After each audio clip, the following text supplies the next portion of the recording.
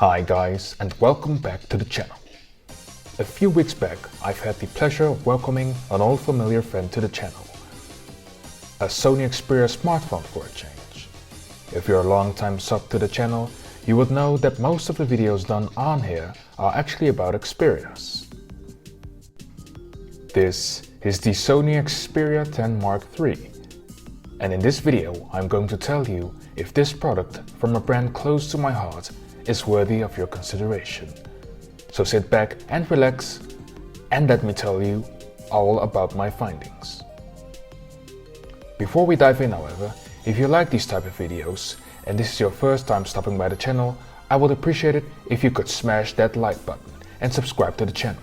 It's completely free and helps out the channel massively. A massive thank you for that in advance.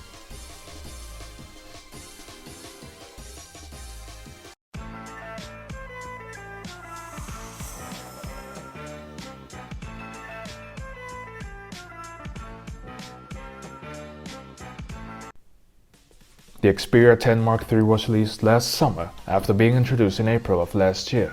It's the mid-range brother of the high-end Xperia 1 Mark III and Xperia 5 Mark III. Both beastly high-end camera phones. Naturally, out of all Xperia's launch, it stands to reason that this Xperia 10 Mark III will reach the most consumers' hands, rather than the high-end models. At least for Sony. So this is the most important Xperia phone launch if we're talking purely numbers. First of all, let's have a look at the design of this phone.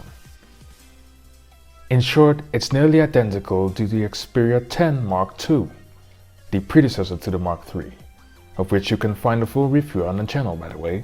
I'll put up a link in the description for those interested. The Mark III is overall slightly smaller both in length and width than the Mark II. It is ever so slightly thicker by 0.1 mm and 17 grams heavier in weight. But at the weight of 169 grams, by all means it can be considered a light to average weight device. For those not familiar with Sony's modern design nowadays, the device is pretty angular with a flat top and flat bottom, and flat sides. Also, the devices have a very tall aspect ratio of 21:9, making the device very tall and narrow in hand. This makes it quite easy to hold and handle with one hand, while still operating a relatively large screen.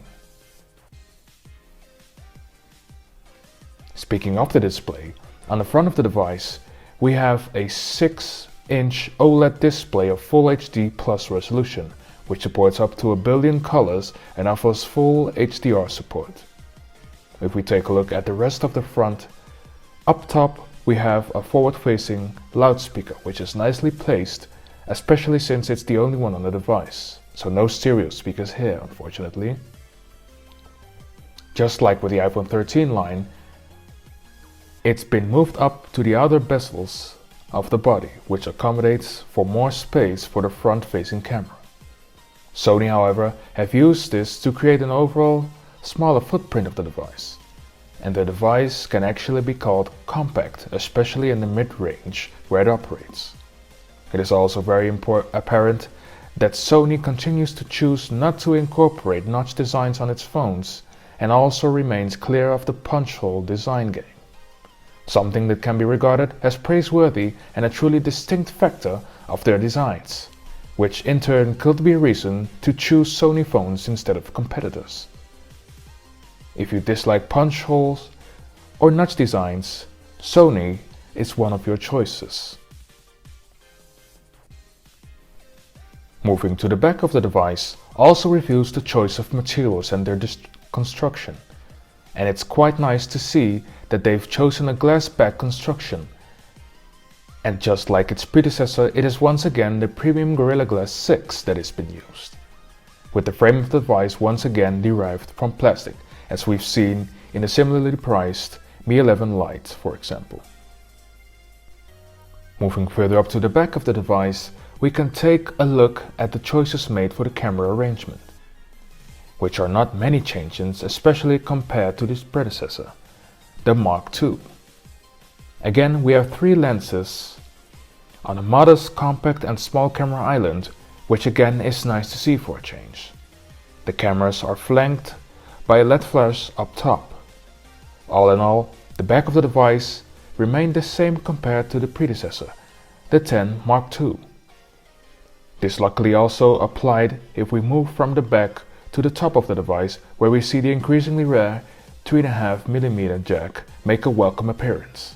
Yet another piece of uniqueness which adds to the device, which makes this phone stand out from most of its peers in the class. If we move to the bottom of the device, we find nothing significant.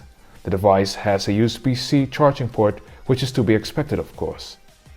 If we look at purely the specs of charging, the device does support fast charging of up to 30 watts, which is nice and a welcome addition that the predecessor did not have. Speaking of the predecessor, the final thing the two devices share in terms of hardware design is the great addition of a full certified water and dust resistance in the form of IP65, IP68 certifications for up to 1.5 meters and 30 minutes immersion.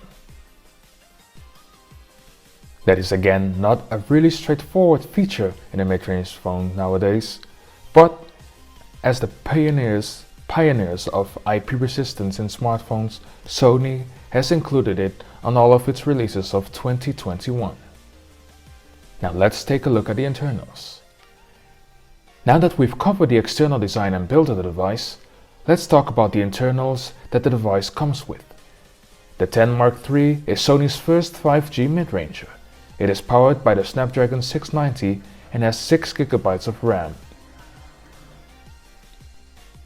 It is supported by 128GB of internal storage, which can be expanded via microSD. Again, a nice feature to have these days. Let's take a look now at the performance. So what can we expect from the Snapdragon 690? It obviously does not belong to the 700 series line of chips, which have impressed in recent years on a lot of mid-ranges. While in my experience, I found the 600 series tag of the 690 a bit misleading, as it performs similarly to the Snapdragon 750 chip found in the Samsung Galaxy A52 5G, with both of them rocking the same Adreno 619 GPU.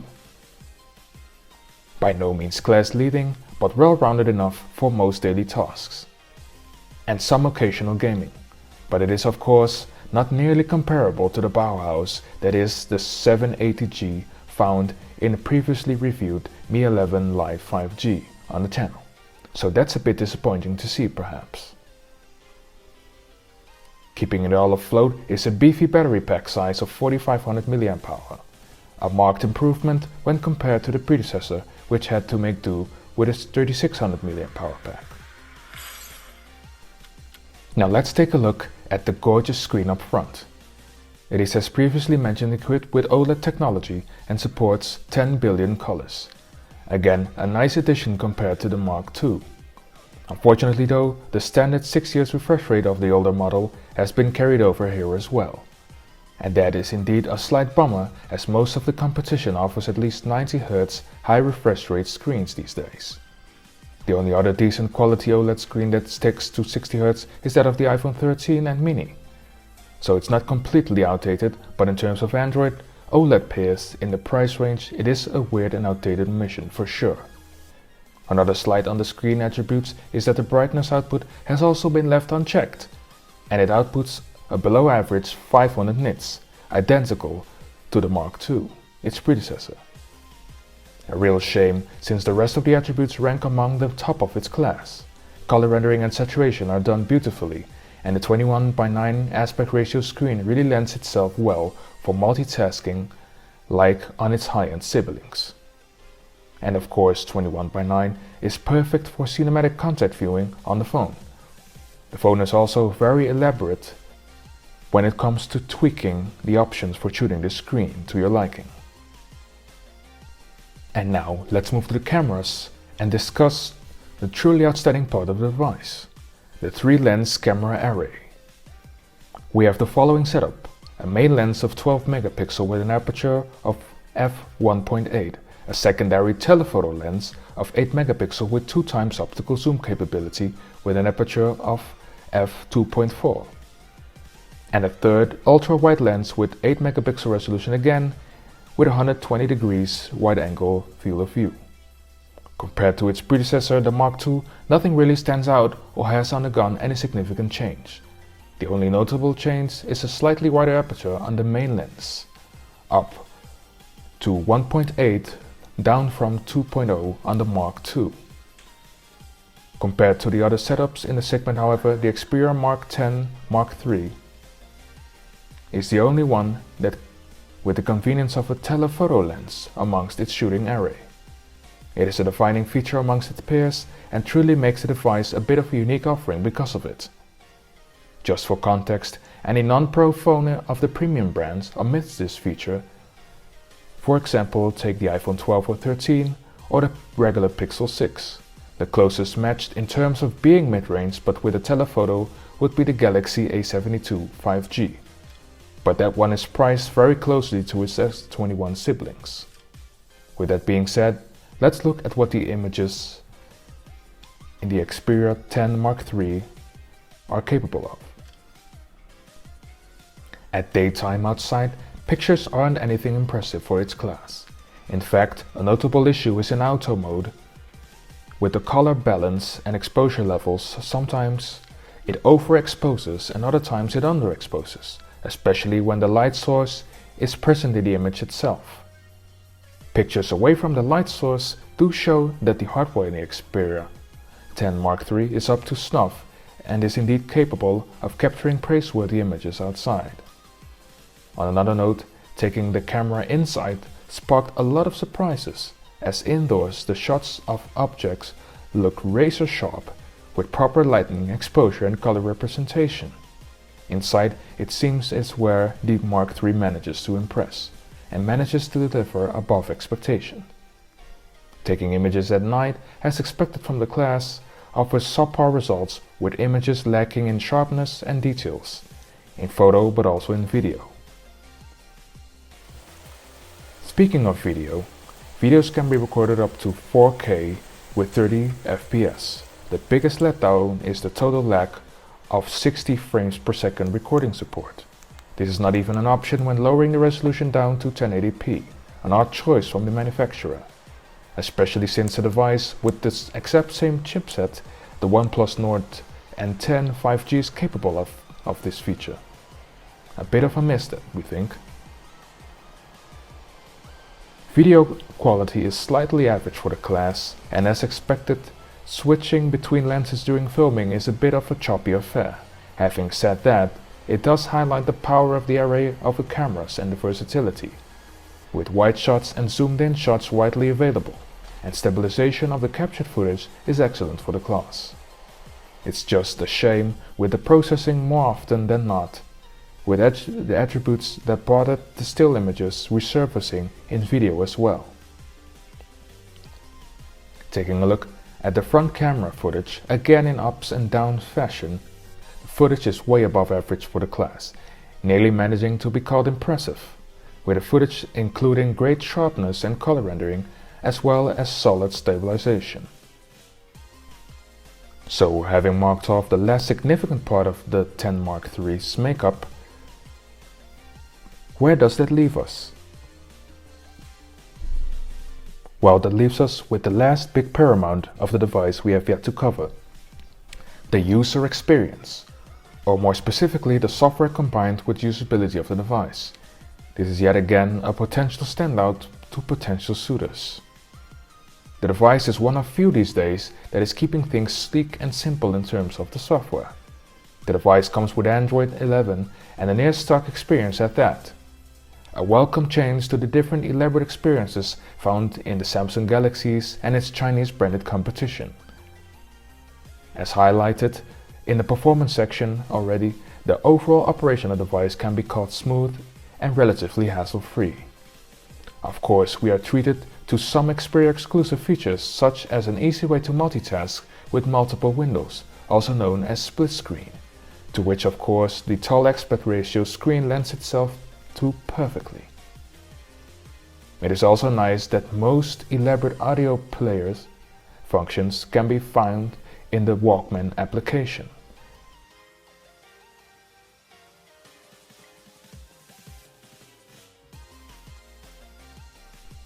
All in all, if you're looking for a nice clean stock experience, the 10 Mark III should be on your shortlist, especially with the specialists. The Pixel line hardly available in most of Europe. While the last significant positive to the experience is the great battery endurance. In this sense, the less powerful Snapdragon 690 chip pays dividends in the end. The 4500 mAh power supply keeps everything ticking for well over a day, averaging about 1.5 days with normal to medium use.